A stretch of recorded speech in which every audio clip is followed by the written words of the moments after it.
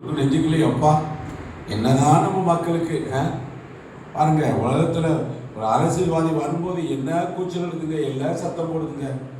லேலோயா, ஆமா, நமக்கு பலனே கிடையாது.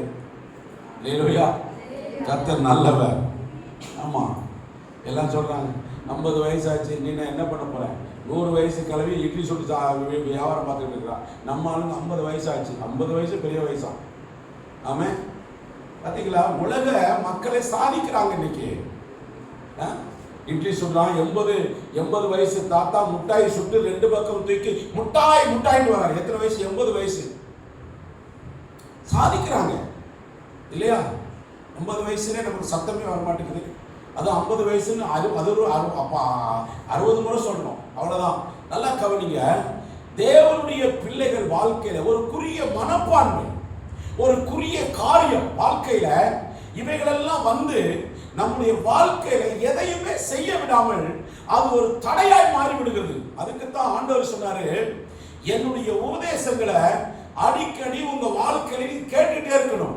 நான் எப்படி வெற்றி பெற்றேன், நான் எப்படி ஜெயித்தேன், நான் எப்படி இந்த சாதனைகளை நான் நடத்தினேன், எப்படி இந்த சிலுவையின் சாதனைகளை வாழ்க்கை நடந்தது, இதெல்லாம் ஆண்டவருடைய பெரிய ஒரு தீர்மானம், பிதாவுடைய சித்தம் வாழ்க்கையில நிறைவேறதுக்காக இவைகள் எல்லாம் ஆண்டவராகிய இயேசு கிறிஸ்து செய்து முடித்தார் என்று வேதத்துல வாசிக்கிறோம். ஆமென், கர்த்தருக்கு ஸ்தோத்திரம். ஆமா, இன்னைக்கு ஒரு சில வசனங்களை சுருக்கமான தியானிக்க போறோம். கர்த்தருக்கு ஸ்தோத்திரம். வாசிக்கலாம். 19ஆம் அதிகாரம், யோவான் சுவிசேஷ புத்தகம் 19ஆம் அதிகாரம் 25வது வசனம், 26வது வசனம், 27வது வசனம். சீக்கிரம் வாசிங்க. இயேசுவின் சிலுவை அருகே அவருடைய தாயும் அவருடைய தாயின் சகோதரி நின்று கொண்டிருந்தார்கள். அப்பொழுது இயேசு தம்முடைய தாயையும் அருகே நின்ற தமக்கு அன்பாயிருந்த சீசனையும் கண்டு தம்முடைய தாயை நோக்கி, சிறியே, அதோ அதோ உன் மகன் என்றார். பின்பு அந்த சீசனை நோக்கி, அதோ உன் தாய் என்றார். ஆமென். இது வேதத்துல நம்ம தொடர்ந்து பார்த்து கொண்டுள்ளது. இது 3வது வார்த்தையில் கூட 3வது வார்த்தை தான் இந்த வார்த்தை. சரியா? இந்த வார்த்தையிலிருந்து நாம இன்னும் தொடர்ந்து நாம இதை பார்க்க போறோம். இந்த வார்த்தையிலிருந்து ஆண்டவர் என்னென்னலாம் இந்த 3வது வார்த்தையில செயல்படுத்தினார் என்கிறதை குறித்து நாம பார்க்கும்போது நல்லா கவனிங்க. ஆண்டவருடைய ஒரு பெரிய நோக்கமே என்ன செய்ய வேண்டும்? சிலுவையை ஆண்டவர் ஏற்றுக்கொள்ள வேண்டும். சிலுவை இல்லாம பாவ மன்னிப்பு கிடையாது. சிலுவை இல்லாம ரட்சிப்பு இல்ல. சிலுவை இல்லாம ஆசீர்வாதம் இல்ல. சிலுவை இல்லாம ஒரு மனிதனுக்கு மேன்மை இல்ல. அப்போ சிலுவைக்கு ஆண்டவர் வந்தாதான் இவைகள் சம்பவிக்கும் என்பதிலே தீர்க்கதரிசனம் முழுவதும் நிறைவேறிச்சு. அதைத்தான் 750 ஆண்டுகளுக்கு முன்னாடி ஏசாயா சொல்றாரு. எப்படி மேசியா வரப்போகிறார், மேசியா குமாரன் பிறக்க போகிறார், அவருக்கு பாலகர் என்று பெயருவார்கள், அவர் வல்லமை உள்ளவர், அவர் நித்திய பிதா, சமாதான பிரபு என்று எண்ணப்படும் என்று 750 ஆண்டுகளுக்கு முன்னாடி ஏசாயா தீர்க்கதரிசியை கொண்டு தீர்க்கதரிசனம் உரைச்சாச்சு. அப்போ அந்த மேசியா வந்தாதான் மனுக்குலத்துக்கு மீட்பு, மனுக்குலத்துக்கு ரட்சிப்பு, மனுக்குலத்துக்கு சந்தோஷம், மனுக்குலத்துக்கு சமாதானம், மனுக்குலத்துக்கு ஆசீர்வாதம். அந்த மேசியா வர வேண்டும். அப்ப அந்த மேசியா வந்து என்ன செய்ய வேண்டும்?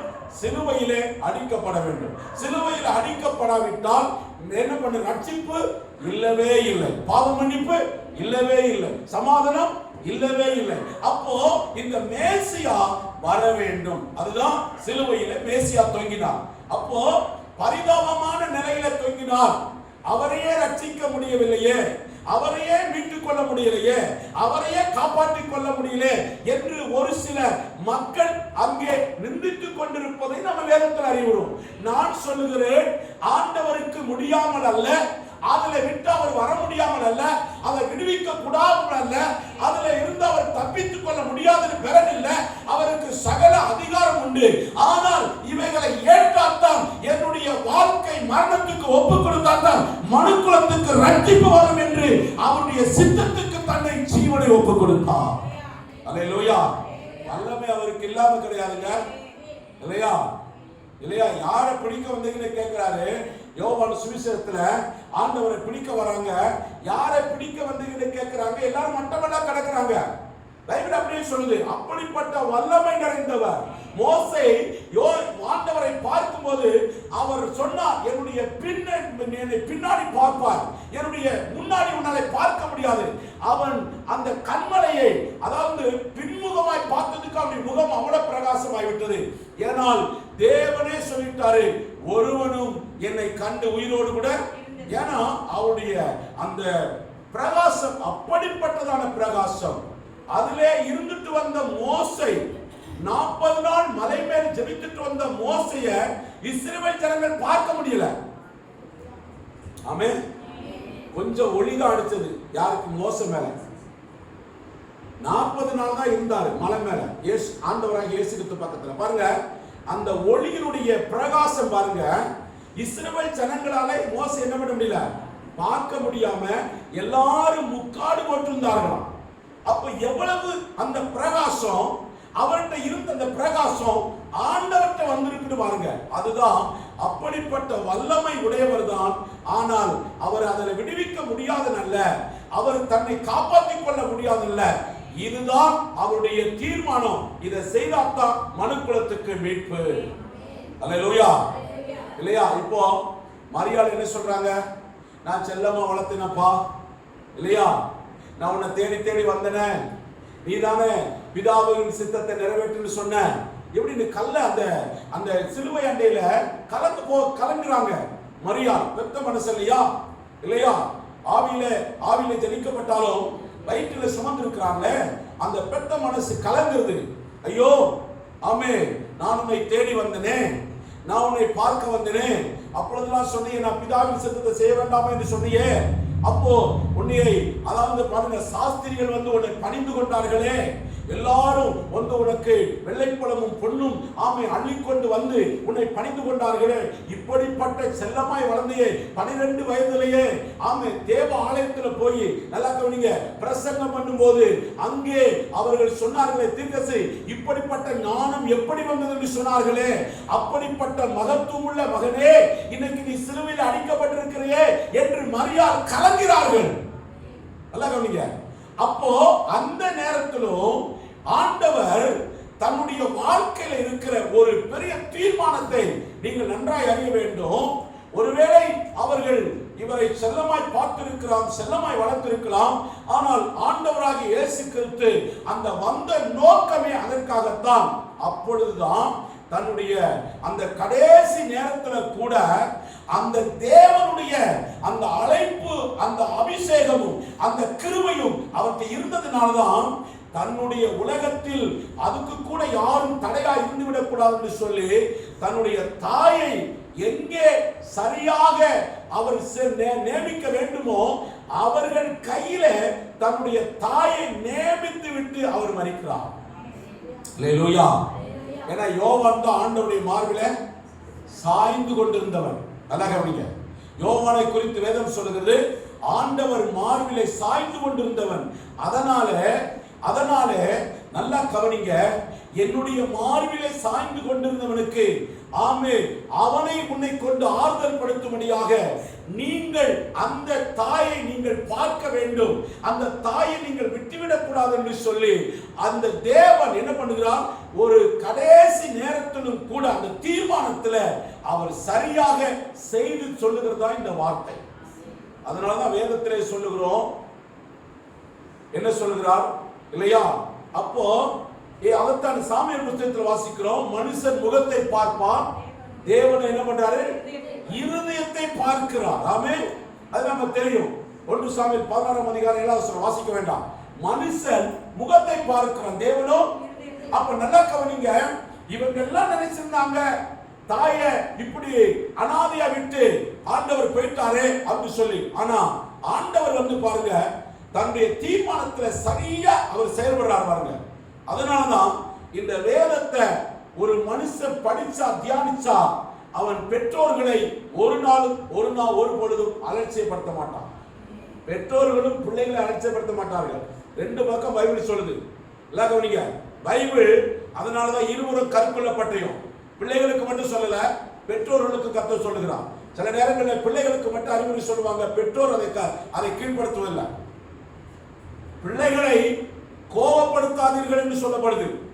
அதே நேரத்தில் பெற்றோர்களே உங்கள் பிள்ளைகளே உங்கள் பெற்றோருக்கு கீழ்ப்படிகள் சொல்லுது. ரெண்டு பக்கம் சொல்லுது, ஒரு பக்கம் மட்டும் பைபிள் சொல்லல.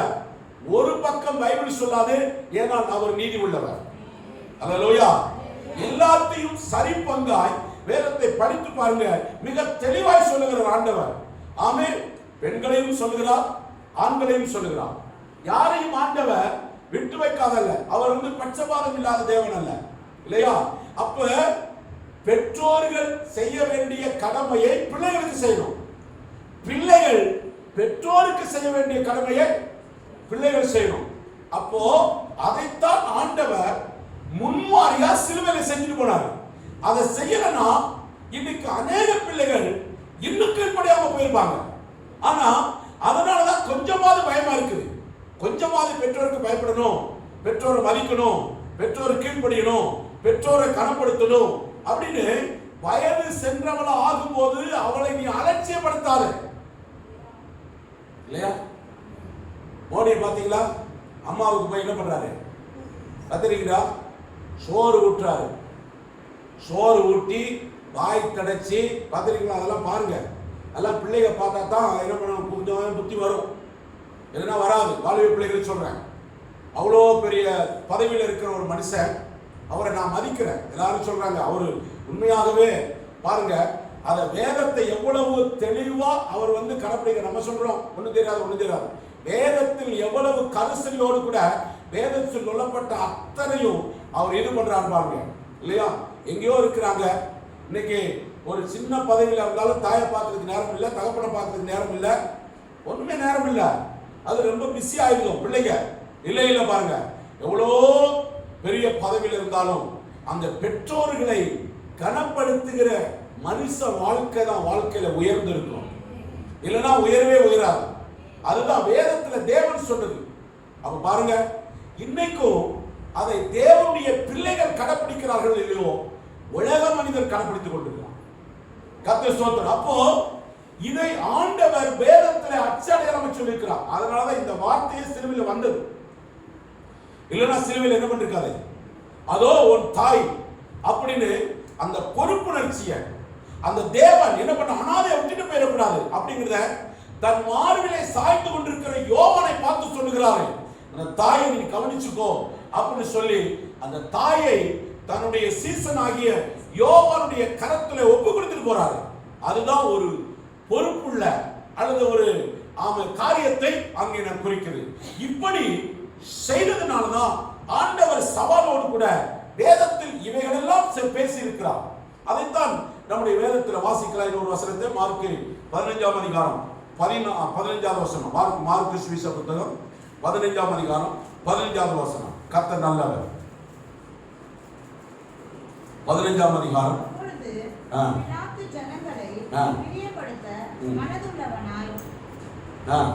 பரபாசை அவர்களுக்கு விடுதலையாக்கி இயேசுவையோ வாளினால் அடிப்பித்து சிலுவையில் அறையும்படிக்கு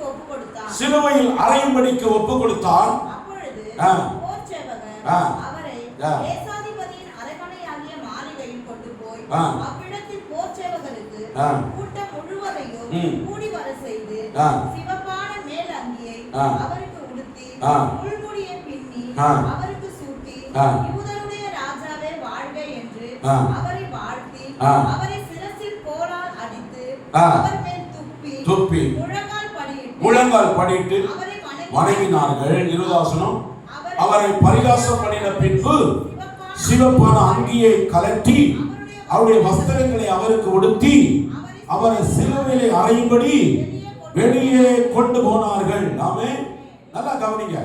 சிலுவையினுடைய இந்த பாடுகளை குறித்து நான் உங்களுக்கு சொல்லிக் கொண்டிருக்கிறேன். அப்போ இவ்வளவு பாடுகள் பாருங்க. இந்த மரியாள் நினைச்சிருக்கலாம், ஏன்பா இவ்வளவு பாடு? நான் எப்படியோ நினைச்சேன், எப்படியோ நீ வாழ வேண்டியவன், எப்படியோ நீ இருக்க வேண்டியவன், எப்படியோ போக வேண்டியவன். ஆமே, இப்படியெல்லாம் சிறு பிள்ளைகளை பார்த்து உன்னை பிரமித்தார்களே, ஆச்சரியப்பட்டார்களே, அப்படிப்பட்டதான அந்த காரியத்தை கண்டு நான் சந்தோஷப்பட்டனே. ஆனால் இப்படி இன்றைக்கு இப்படிப்பட்ட ஒரு நிலைமையில உன்னை பார்க்க வேண்டிய ஒரு சூழ்நிலை ஏற்படுகிறது என்று மரியாள் வேதனைப்பட்டார்கள். ஆனால் நான் சொல்லுகிறேன், ஆண்டவராக இயேசு கிறிஸ்து அந்த வழியாய் போனதான் மனுக்குலத்துக்கு ரட்சிப்பு உண்டாகும். அந்த தேவனுடைய வாழ்க்கையில அப்படிப்பட்ட பாடுகள் எதற்காக? என்னை மீட்பெடுப்பதற்காக, என்னை சுகப்படுத்துவதற்காக, என்னை ஆசீர்வதிப்பதற்காக, என்னை பலப்படுத்துவதற்காக, எனக்கு உதவி செய்வதற்காக, என்னை மேன்மைப்படுத்துவதற்காக அவர் தம்மையே ஒப்புக் கொடுத்தார். அல்லேலூயா. கர்த்தருக்கு ஸ்தோத்திரம். கதை பேசுறதுக்கெல்லாம் ஒண்ணும் கிடையாது. ஆயிரம் வருஷம் பேசலாம். வேதத்துள்ள ரகசியங்கள் ஆவிக்குரிய பிள்ளைகள் இதை கேட்டால் நான் சொல்லுகிறேன், நிச்சயமாய் பரலோகத்தின் வாசல்கள் எப்போது அவர்களுக்கு திறந்திருக்கிறது. இந்த உலகத்தில் வாழ்க்கையில வெற்றி பெறுவார்கள். அல்லேலூயா. ஆண்டவருடைய நாமத்துக்கு மகிமை உண்டாகட்டும். அப்போ இப்படியெல்லாம் இந்த மரியாள் நினைச்சிருக்கவே இல்லை. அதனாலதான் இயேசு கிறிஸ்து இருதயத்தில் அறிந்து இப்படியெல்லாம் இந்த தாய் கற்பனை பண்ணிக்கிட்டு இருப்பாங்க, என்ன அனாதை விட்டுட்டு போயிட்டாங்களே என்று சொல்லக்கூடாது என்று சொல்லிதான் ஆண்டவர் அந்த பொறுப்பை உணர்ந்தவராக இந்த 3வது வசனத்தில் அங்கே அவர் அதை சொல்லுகிறார். அல்லேலூயா. கர்த்தருக்கு மகிமை உண்டாகட்டும். அதனாலதான் சொன்னேன், மனுஷன் முகத்தை பார்க்கிறான், தேவனோ இருதயத்தை. அப்ப இருதயத்தில் ஆண்டவருக்கு என்ன இருக்குது என்பதை அவருக்கு மட்டும்தான் தெரியும். அதை அவர் வெளிப்படுத்தினார். ஆனால் என்ன நடந்ததுன்னா, மனு குலத்தை ரட்சிப்பதற்காக என்னுடைய பாதையை எந்த மனுஷனாலும் அதை மேற்கொள்ள முடியாது. அதிலே அவர் ஒரு தீர்மானமாக இருந்தார். எத்தனை பாடுகள் வந்தாலும், எத்தனை துன்பங்கள் வந்தாலும், எத்தனை உபத்திரங்கள் வந்தாலும், ஆண்டவர் ஸ்தோத்திர சிலுவையை எடுத்த அந்த சிலுவையை ஒருபோதும் என்னுடைய வாழ்க்கையில மறைந்து போகாதபடி சிலுவையை முன்னாடி வைத்து ஓடி தேவ சித்தத்தை வாழ்க்கையில நான் நிறைவேற்ற வேண்டும். அதுவே தேவனுடைய சித்தமாக இருக்கிறது. அல்லேலூயா. நன்மைகள் சில நேரங்களில் நல்லா கவனிங்க, அநேக மக்களுடைய வாழ்க்கையில ஏன் ஆண்டவர் விட்டு ஓடுறாங்க தெரியுமா? ஆண்டவர் ஆசீர்வதிக்க முன்ன அவங்க அவசரப்பட்டு ஓடுறாங்க. ஆண்டவர் எல்லா மக்களையும் ஆசீர்வதித்து சுகமா இருக்கணும், சந்தோஷமா இருக்கணும், மேன்மையா இருக்கணும், எல்லாத்திலும் சிரமமா வாழணும், அப்படிதான் தேவனுடைய சித்தம். ஆனா இவர்கள் ஆண்டவர் ஆசீர்வதிக்கிறதுக்கு முன்பாகவே என்ன செய்யறாங்க? வாழ்க்கையில ஓடி போய் விடுகிறார்கள். அல்லே சொல்லுங்களேன். அல்லேலூயா. கர்த்தருக்கு மகிமை உண்டாகட்டும். பாஸ்டர் வினோத்து என்கிற ஒரு மனுஷனுடைய சாட்சி நல்லா கவனிங்க. அவங்க தகப்பனார் 25 ஆண்டுகள் ஊழியம் செஞ்சிருக்கிறாரு. இவர் வாலிப நாட்கள்ல கஷ்டப்பட்டிருக்கிறாரு. ஆனால் ஒரு நாள் அவங்க சபைக்கு அமெரிக்காவில இருந்து, வெளிநாட்டில இருந்து ஒரு தேவ மனிதர்கள் 2 பேர் வந்தார்களாம். அவர்கள் அங்க எங்கேயோ பக்கத்தில் ஒரு சபைக்கு வந்திருக்கிறாங்க. ஆண்களுக்கு ஊழியம் செய்கிற திங்கட்கிழமை நம்ம சர்ச்சில் அந்த மீட்டிங் நடந்தது. அந்த வினோத் பாஸ்டர் சொன்ன சாட்சியை நான் உங்களுக்கு சொன்னேன். சின்ன பையன் தான், நல்லா கவனிங்க. இந்த பக்கத்தில் இருக்கிறாரு. அவரு அந்த வாலிபர்களுக்கு சபையில பாருங்க, ஆண்கள் மிக குறைவா இருக்கிறாங்க. இன்னைக்கு கூட பாருங்களேன், ஆண்கள் யாருமே வரதில்லை சபைக்கு. ஏன்னா ஆண்கள் வந்தா பிசாசுக்கு பிடிக்காது. அதனாலதான் அதிகமா யார் வருது? பெண்கள் தான் வராங்க, ஆண்கள் வரமாட்டாங்க. அப்போ அந்த மனுஷனுக்கு அந்த ஒரு தரிசனம் இருக்கிறதுனால அவன் உலகம் எல்லாம் செஞ்சுக்கிட்டு அந்த ஊழியத்தை இந்த ஆண்களுக்கு எப்படி ஊழியம் செய்யணும் என்கிற ஒரு ட்ரைனிங் அவர் கொடுக்குறாங்க. அதனால சமீபத்தில் எனக்கு தெரிஞ்ச ஒரு பாஸ் சொல்லி போன இந்த திங்கட்கிழமை தான் நம்ம சர்ச்சில் அது நடந்தது. அந்த மனுஷன் சொன்ன சாட்சியத்தை நான் உங்களுக்கு இப்ப சொல்றது பிரயோஜனமா இருக்கும். அப்போ இவர் அந்த கூட்டத்தில் கலந்து கொண்டாராம். நல்லா கவனிங்க. அந்த ட்ரைனிங்ல முதல்ல இந்த கூட்டத்தில் கலந்து கொள்ளும் போது அவருக்கு இங்கிலீஷ் தெரியும். அப்போ முடிஞ்ச உடனே அந்த ஃபாரினை போய் கேட்டாராம். நல்லா கவனிங்க. நானு இந்த தமிழ்நாட்டில் முழுவதும் தரிசனம் இருக்குது, அதனால நான் இந்த ஊழியத்தை செய்யறேன், இந்த ஊழியத்தை நீங்க எனக்கு கொடுங்க அப்படின்னு கேட்டாராம். அப்போ அமெரிக்காக்காரன் சொன்னாராம், நீங்க சோத்திரம் நாங்க போயிட்டு உங்களுக்கு சொல்றோம் அப்படின்னு சொன்னாங்க. சரி சொல்லிட்டு அங்கே மீட்டிங் முடிச்சு போயிட்டாங்க. அவருக்கு ஃபோன் நம்பரு, ஐடி நம்பரு எல்லாம் கொடுத்துட்டு போயிருக்கிறாங்க. இவர் ஒரு வாரம் கழிச்சு அவங்களுக்கு ஃபோன் பண்ணி, மெயில் அனுப்பி ஃபோன் பண்ணி கேட்டிருக்கிறாங்க. அப்போ அவங்க சொன்னாங்களாம், எங்ககிட்ட நீங்க பணம் எல்லாம் கேட்கக்கூடாது. எங்கிட்ட நீங்க பணம் கேட்டு இந்த ஊழியத்தை செய்தீங்கன்னா நீங்க என்ன பண்ணக்கூடாது, செய்யக்கூடாது. அதனால நீங்க உங்களுடைய இதுல வச்சு நீங்க இந்த ஊழியத்தை உண்மையா செய்தீங்கன்னா செஞ்சுக்கோங்க, நாங்க அப்பப்போ உங்களுக்கு கூட தொடர்பு இருக்கோம் அப்படின்னு சொன்னாங்க. இந்த வினோத் அப்போ வந்து வேலை செஞ்சுட்டு இருந்தார் பாஸ்டர் பையன். ஆனா முதல்ல ஒரு சின்ன வீட்டில் வச்சு ஒரு 4 பேர் 5 பேரை வச்சு, ஆண்கள், அதுல பெண்கள் கிடையாது, ஆண்கள் மட்டும்தான் வச்சு ஆரம்பிச்சு செஞ்சுட்டு இருந்தாங்க. நல்லா கவனிங்க, இவரு இந்த ஊழியத்தை செஞ்சு போட்டு அனுப்பிட்டே இருந்தாராம். கிட்டத்தட்ட 1 வருஷம் அவங்க எந்த விதமான பதிலே கொடுக்கலையா. அந்த நாட்களில் இந்த பாஸ்டர் மிகுந்த கடின பாதை, இவரும் ரொம்ப கஷ்டமான பாதை. சொன்னார் 2500 ரூபா என் வீட்டில் வாடகை கொடுக்க முடியாது, நல்லா சாப்பிட முடியாது, அவ்வளவு நாங்கள் கஷ்டப்பட்டோம் அப்படின்னு சொன்னாரு. 1 வருஷமா அந்த ஆண்கள் ஊழியத்தை எந்த அவர்களுடைய உதவி இல்லாம தன்னுடைய சொந்த பணத்தை, வேலை செய்யற பணத்தை வச்சு அவங்க செய்தாங்க.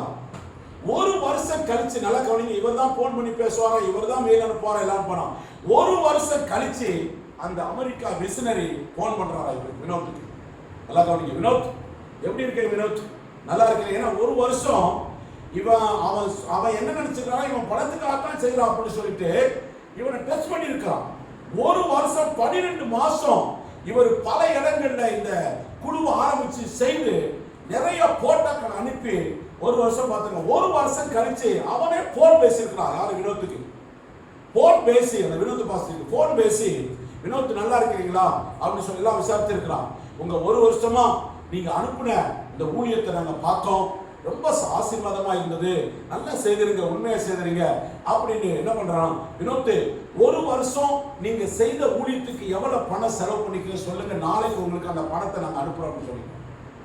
கவனிங்க, அவர் சொன்னாரா, நான் எவ்வளவு செலவு பண்ணேன், எவ்வளவு பண்ணினேன்னு எனக்கு தெரியல, நான் எழுதி வைக்கல, அதனால நீங்க எவ்வளவு முடிஞ்சா நீங்க அனுப்புங்க அப்படின்னு சொல்லி சொன்னாங்க. அப்ப நைட்டு இரவு 9 மணிக்கு பேசுறாராம், நாளைக்கு காலையில உங்க அக்கௌண்ட்ல பணம் இருக்கும், நீங்க எடுத்துக்கோங்க அப்படின்னு சொல்லி சொன்னாங்க. அப்ப இந்த வினோத் பாஸ்டர் சொன்னாரா, அவருடைய மனைவி பார்த்தேம்மா, இந்த மாதிரிலாம் சில நேரங்களில் சொல்லுவாங்க, ஏமாத்திடுவாங்க, அதெல்லாம் கற்பனை கட்டி ஆசைப்பட்டு இருக்காத, ஒருவேளை கர்த்தர் கொடுத்தா நம்ம என்ன பண்ணிக்கலாம், வாங்கிக்கிடலாம். ஏன்னா நிறைய பேர் இந்த மாதிரி ஏமாத்துறாங்கம்மா, ஏன்னா இவன் நிறைய ஏமாந்துருக்கு, அதனால அதெல்லாம் நீ ரொம்ப கற்பனை பண்ணிக்கிடாத, அதை ஒரு சிந்திய வைக்காத, ஒருவேளை கர்த்தர் அதை அனுமதித்தா நம்ம என்ன பண்ணலாம், இன்னும் ஊழியங்களை செய்யலாம் அப்படின்னு சொன்னாங்க. அப்ப நல்லா கவனிங்க, காலையில 9 மணி 10 மணிக்கு 2 பேரும் பேங்க் போகும்போது ஸ்தோத்திரம், கர்த்தருக்கு ஸ்தோத்திரம், அந்த மனிதர்கள் இவர் நினைத்ததை விட பல அதாவது எதிர்பார்த்த தொகையை விட அதிகமான தொகை அனுப்பியிருந்தார்கள். அல்லேலூயா, அதிகமான தொகை அனுப்பியிருந்தார்களாம். எல்லாம் கவனிங்க, அதை எடுத்து இன்னும் கொஞ்சம் சிறப்பா கொஞ்சம் ஊழியம் செய்தார்களாம். அப்புறம் சொன்னார்களா, நாங்க உங்க இந்தியாவுக்கு வர போறோம், உங்க சார்பாக தான் இது ஒரு பெரிய சோத்திரம், இந்த மாதிரி காரியங்களை செய்ய போகிறோம் அப்படின்னு சொன்ன போது அவர்கள் சொன்னார்களா, அந்த வினோத் பால் சொன்னார்களாம், நீங்கள் சோத்திரம் இந்த மாதிரி செய்யுங்கள், இந்த மாதிரி செய்வதற்கு பல ஆயிரங்கள் லட்சங்கள் பணம் தேவைப்படும், அதனால நீங்கள் அதற்கெல்லாம் உட்பட்டால் நான் செய்கிறேன் என்று சொன்னார்களாம். அவர்கள் இந்தியாவுக்கு வரும்போது இந்த பாஸ்டர் வினோத் சொன்னாராம், என்கிட்ட கார் கிடையாது, என் வீட்டில் தங்குவதற்கு நல்ல வீடு கிடையாது, நான் உங்களுக்கு சாப்பாடு கொடுக்க முடியாது. நல்லா பண்ணீங்க, கிளியரா அவர் எழுதி அவர் போன்ல பேசியிருக்கிறாரு. இதெல்லாம் நீங்க தான் உங்களுடைய செலவெல்லாம் பார்த்துக்கணும், என்னால உங்களுக்கு 10 பைசா செலவு பண்ண முடியாது அப்படின்னு சொன்ன உடனே அந்த அமெரிக்காக்காரங்க, நீ எதுவுமே செலவு பண்ண வேண்டாம், நாங்களே உங்களுக்கு எல்லாம் என்ன பண்றோம், செலவு பண்றோம் அப்படின்னு வந்து வந்தாங்களாம். வந்து முதல்ல அவர் வீட்டுக்கு வந்தாங்களாம். அவர் வீட்டுக்கு வரும்போது ஏற்கனவே பணம் அனுப்பியிருக்கிறாங்க, மறுபடியும் வராங்க. இந்த வீட்டை பார்த்தா ஒரு சின்ன ஹாஸ்பிட்டல்ஸ் வீடு, அந்த வீட்டுக்கு கூட்டு போனாங்களாம். கொஞ்ச நேரம் சாப்பாடு கொடுத்தாங்களாம். அவ்வளவு, அதாவது பெரிய அந்த சாப்பாடுலாம் கிடையாது, ஒரு சாதாரண சாப்பாடு தான். பக்கத்து வீட்டில் டைம் டேபிள் வாங்கிட்டு வந்து போட்டு சாப்பாடு கொடுத்து 2 பேரையும், அதுக்குள்ள இந்த வெயில் நேரம் வந்தாங்களா, அந்த சீட்டில் இருக்கவங்க 2 பேரும் வேர்த்து பூத்துருச்சான். வெளியே வந்து அவர் நின்று ஒரு போட்டோ எடுத்திருக்கிறாரு. நல்லா கவனிங்க, அவங்க சொன்னாங்களாம், இவ்வளவு பணம் அனுப்பணுமே, இந்த வீட்டை நல்லபடியா நீ கட்டலாமே, அப்படின்னு சொன்ன போது இந்த வினோத் பாஸ்டர் சொன்னாரா, இல்ல நீங்க எனக்கு என் வீடு கட்டது கொடுக்கல, இந்த ஊழியத்தை செய்வதற்காக நீங்க என்ன பண்ணிருக்கிறீங்க, பணம் கொடுத்திருக்கிறீங்க அப்படின்னு சொன்னார்களாம். அப்போது அவரை கட்டி பிடித்து, பரவாயில்ல இவ்வளவு உண்மையோடு இருக்கிறீ அப்படின்னு அவரை கட்டி பிடித்து அவருக்கு முத்தம் கொடுத்து அவருக்காக ஜெபம் செய்து விட்டு ஒன்றும் சொல்லாமல் போய்விட்டார்கள். ஒரு வாரம் கழித்து அவருக்கு போன் செய்கிறார்கள், அவர்களே போன் செய்கிறார்கள். அந்த வீடு கட்டுவதற்கு எவ்வளவு பணம் தேவைப்படும் என்று சொன்னார்களா, நான் இன்ஜினியருக்கெல்லாம் பிளான் பண்ணி தான் நான் செய்ய வேண்டும் என்று சொன்னபோது ஏறத்தாழ ஒரு மாதம் கழித்து அந்த வீடு கட்டக்கூடிய அத்தனை லட்சத்தையும் அவர்கள் பேங்கில் அனுப்பினார்கள். அல்லேலூயா. இன்றைக்கு வரைக்கும் அந்த ஊழியத்தில் அவர்கள் உதவியாக இருக்கிறார்கள், ஒரு கார் வாங்கி கொடுத்திருக்கிறார்கள். இந்த ஊழியத்தை நீங்கள் இவ்வளவு உண்மையாக செய்கிறீர்கள் என்று சொல்லி நாங்கள் எப்போதும் உங்களுக்கு துணையாக இருப்போம் என்று சொல்லி அவங்க பேர்லேயே அந்த ஊழியத்தை இன்றைக்கு வரைக்கும் அந்த தேவ மனுஷன் இடப்பட்டாரு செய்துக்கிற ஒரு பெரிய வயசு கிடையாது. அவங்க அப்பா ஊழியத்தை இன்னைக்கும் செய்து கொண்டிருக்கிறார். அவங்க மத்தியில் தொடர இருக்கிறார். கர்த்தர் இன்னைக்கு எல்லா விதத்திலும் ஆசீர்வதிக்கிறார். 2 மாசம் 3 மாதத்துக்குரிய 6 மாதத்துக்குரிய எல்லா செலவையும் ஒவ்வொரு காரியத்தையும் அவர்கள் உதவி கொடுக்கிறார்கள். இந்த ஊழியத்தை மிக சிறப்பாய் செய்கிறார்கள். ஆமென். நல்லா கவனிங்க. இதை எதுக்கு நான் சொல்ல வந்தேன்னா, அவரை விட்டுருங்க, அவரை பார்க்காதங்க. சில வாழ்க்கையில, விசுவாச மக்களுடைய வாழ்க்கையில சில பாடுகள் இருக்கும், சில கஷ்டங்கள் இருக்கும். உடனே வாழ்க்கையில எல்லாவற்றையும் நான் சாதித்து விடுவேன், வெற்றி பெற்றுவேன், வேலை வந்துடுவேன் சொல்ல முடியாது. சில நேரங்களில் கடின பாதைகளை தாண்ட வேண்டும். அல்லேலூயா. கடின பாதைகளை தாண்டினாத்தான் வாழ்க்கையில என்ன பண்ண முடியும், ஜெயத்தை பெற்றுக்கொள்ள முடியும். கடின பாதை வேண்டாம்னு சொன்னா உயர்வு கிடையாது. கடின பாதை வேண்டாம்னு சொன்னா ஆசீர்வாதம் கிடையாது. கடின பாதைகளை முதலாவது ஒரு மனுஷ வாழ்க்கையில அனுபவிக்க வேண்டும். அல்லேலூயா. ஆமா, கர்த்தருக்கு மகிமை உண்டாகட்டும். பின்னாடி பாத்ரூமுக்கு வந்தாரு, பில்டிங் எல்லாம் கேட்டாரு, சொன்னது எப்படி? அப்பா 22 ஆண்டுகள் கண்ணீர் பட்ட அந்த கண்ணீர் தான் அப்படின்னு சொன்னேன். அவர் சொன்னாரு, எந்த காரியத்தையும் கஷ்டப்படாம வாழ்க்கையில ஒன்றையும் பெற்றுக்கொள்ள முடியாது பாஸ்டர். எனக்கு தெரிகிறது, என்னுடைய அனுபவத்துல நான் பார்த்திருக்கிற இந்த கஷ்டத்தின் மத்தியில தான் இதை நீங்கள் செய்திருக்க முடியும் என்று நான் விசுவாசிக்கிறேன். தேவனுடைய பிள்ளைகளை, வாழ்க்கையில கடின பாதைகளை கண்டு பயந்து விடக்கூடாது, கடின பாதைகளை கண்டு சோர்ந்து போகக்கூடாது, கடின பாதைகளை கண்டு உடைந்து போய்விடக்கூடாது. அதற்கு மேலாக தேவனை பார்க்க வேண்டும். அவர் எனக்காக எல்லாவற்றையும் செய்யக்கூடிய வல்லமை படைத்தவர். ஆமென். சும்மா அப்படி கொஞ்சம் அப்படி பார்த்தாருன்னா என் வாழ்க்கை முடிஞ்சு மாறிப்போம். கொஞ்சம் அப்படி திரும்பி பார்த்தாருன்னு வச்சுக்கோங்களேன், என் வாழ்க்கை எங்கேயோ போயிடும். அதான் தேவன். அதுக்காக காத்திருக்கணும், அதுக்காக பொறுமையோடு இருக்கணும். அதுதான் தேவனுடைய சித்தம். அதுக்காகத்தான் இயேசு கிறிஸ்துவாகிய தேவன் தனக்கு முன்மாதிரியாக எல்லாவற்றையும் செய்துட்டு போனார். அல்லேலூயா.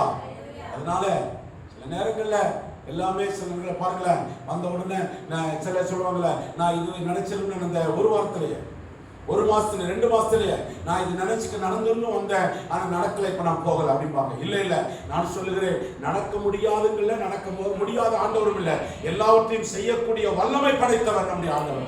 அவர் செய்ய நினைப்பது ஒன்றும் தடைபட சகலத்தையும் செய்ய வல்லவராய் இருக்கிறார். எல்லாவற்றையும் செய்து காட்டுவார், செய்து முடிப்பார். ஆனா நாம் என்ன செய்ய வேண்டும்? எல்லாவற்றையும் பொறுமையோடு கூட காத்திருந்து அவருடைய சமூகத்தில் பெற்றுக்கொள்ள வேண்டும்.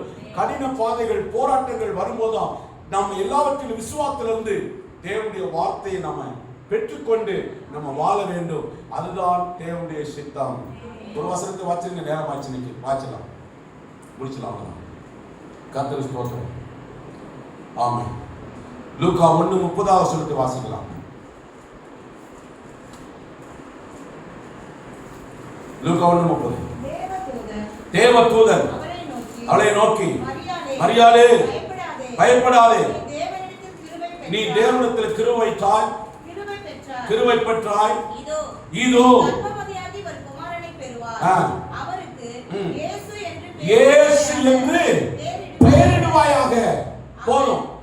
இயேசு என்றாலே என்ன? ரட்சிக்கிறவர். இயேசு என்றாலே ரட்சிக்கிற தேவன். அப்போ அந்த ரட்சிக்கிற தேவன் இப்படிப்பட்ட ஒரு அற்புதமான பாதையில வந்தாலும் ஆனா கடின பாதையை சந்தித்தார். அல்லேலூயா. அதனால கடின பாதையை கண்டு கலங்காதங்க, கடின பாதைகளை கண்டு சோர்ந்து போகாதங்க. ஆமென். ஆண்டவரை பாருங்க. ஆமென். சிலுவையின் அந்த அவருடைய அந்த அற்புதமான காட்சியை பாருங்க. அங்கே நம்முடைய வாழ்க்கையில ஒன்றுமில்லை நினைச்சிடாதங்க, கல்லணை போல சொல்லிடாதங்க. அதுலதான் என் வாழ்க்கையை வளர்ந்து காணப்படுது, அதுலதான் என் வாழ்க்கையை உயரப் போகுது. அதனால எல்லா விதத்திலும் என் ஆண்டவர் எல்லாவற்றையும் வெற்றி மேல வந்ததுனால அவர் சொல்லுகிறார், உலகத்திலே உங்களுக்கு உபத்திரம் உண்டு, திடன் கொள்ளுங்கள், உலகத்தை நானே செய்தேன். ஆமா, என்னை விசுவாசிக்கிறவன் ஆமை சோத்திரம் தான் செய்கிறதை விட மேலானதை என்ன பண்ணுவான், செய்வார் என்று சொன்னார். அதனால நிச்சயமாய் அவருடைய முகங்களை பார்த்த முகங்களை ஆண்டவர் ஒருபோது வெட்கவிடப்படுத்த மாட்டார். அவர்கள் பிரகாசமாய் இருப்பார்கள். தாமதமாக இருந்தாலும் பொறுமையாக இருந்தாலும் கர்த்தர் நமக்கு செய்ய வேண்டியதை செய்து முடிப்பார். ஜெபம் செய்வோம். பிதாவே தேவனே ஸ்தோத்திரம் அல்லாமா, குமாரனாகிய இயேசுவே ஸ்தோத்திரம் அல்லாமா, பரிசுத்த ஆவியானவரே ஸ்தோத்திரம் அல்லாமா. நல்ல பிதாவே, இந்த நல்ல ராத்திரி வேளைக்காக ஸ்தோத்திரம். எங்கள் மத்தியிலே உலாவிக் கொண்டிருந்த எங்கள் பரிசுத்த ஆவியானவரே, எங்களோடு கூட பேசி நம்முடைய வார்த்தைக்காக ஸ்தோத்திரம். உங்களுடைய வார்த்தைகளை எங்களுக்கு ஆசீர்வாதமாக நீர் மாற்றி கொடுத்ததுக்காக ஸ்தோத்திரம் ஐயா. பெரிய காரியங்களை செய்யும், உம்முடைய நாமம் மகிமைப்படட்டும். நீர் பெரியவராக இருந்து பெரிய காரியங்களை செய்யும் ஆண்டவரே. கர்த்தாவே கர்த்தாவே, உம்முடைய ஆசீர்வாதத்தினாலே என்னுடைய வாழ்க்கை, எங்களுடைய குடும்பங்கள் செழிக்க உதவி செய்யும். இதை பார்க்கிற ஒவ்வொரு குடும்பத்திலும் ஆண்டவர் அற்புதங்களை செய்வீராக. குடும்பங்கள் ஆசீர்வாதங்கள் வரட்டும், தலைவினங்கள் மாறட்டும், கடன் பாரங்கள் மாறட்டும், விபத்திரங்கள் மாறட்டும், வறுமைகள் நிலைமைகள் மாறட்டும், செழிப்பு உண்டாகட்டும், வறட்சி வயலினமாய் மாறட்டும். அப்படியே ஒவ்வொரு குடும்பத்துக்கும் நீ செய்வதற்காக நன்றி சொல்லுங்கள். உங்களுடைய நாமம் மகிமைப்படட்டும். தாழ்த்துகிறோம். எல்லா துதியும் கனமகிமை உமக்கே சொல்லுங்கள். இயேசு கிறிஸ்துவின் நாமத்தில் ஜெபிக்கிறோம். ஜெபம் கேளும் எங்கள் ஜீவனுள்ள நல்ல பிதாவே. எல்லாரும் சொல்லுங்க, என் ஆத்துமாவே சொல்லுங்க, நல்லா வைக்கிறது.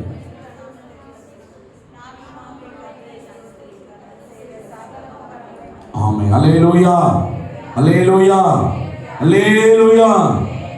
ஆமென். கர்த்தர் உங்களை ஆசீர்வதிப்பாராக. ஸ்தோத்திரம்.